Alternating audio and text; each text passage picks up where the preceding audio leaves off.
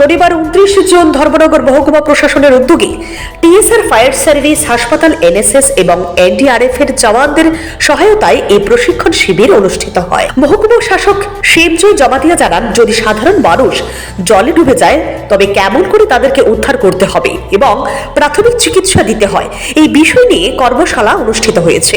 জলে ডুবে যাওয়া ব্যক্তি যদি প্রাথমিক চিকিৎসায় ভালো না হয় তাহলে কেমন করে হাসপাতালে নিয়ে যাওয়া দরকার এবং কেমন চিকিৎসা হওয়া দরকার তাই নিয়ে বিশেষ প্রশিক্ষণ দেওয়া হয়।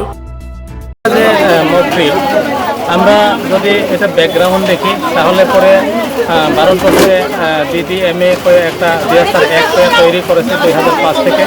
তারপরে আমরা মানুষকে যখন দুর্যোগ হয়, যখন বিপদে পড়ে তখন মানুষকে কীরকমভাবে সাহায্য করা যায়, বিভিন্ন অনুষ্ঠান, বিভিন্ন প্রোগ্রাম, বিভিন্ন কর্মসূচি আমরা হাতে নিয়ে থাকি সরকারিভাবে।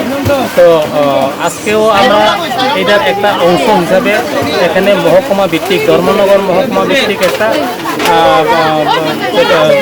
ড্রোনিং প্রিভেনশন মান্থ হিসাবে ডিক্লেয়ার করা আছে যে জুন মাস। এটাকে যাতে আমরা ড্রোনিং প্রিভেনশন করা যায়, এটার জন্য আমরা স্পেশালি আজকে মহকুমা ভিত্তিক একটা অনুষ্ঠান রেখেছি। এই অনুষ্ঠানটা হচ্ছে যদি মানুষ জলে ডুবে তাহলে কিভাবে উদ্ধার করা যায় এবং কিভাবে উদ্ধার করব এবং কোন ডিপার্টমেন্টগুলি এটার মধ্যে ইনভলভ থাকবো এবং মানুষ যদি কোনো কারণে জলে ডুবে তাহলে কার কাছে যে অ্যাপ্রোচ করব, এইগুলি আমরা আজকে আনুষ্ঠানিকভাবে মানুষকে দেখাতে চাই।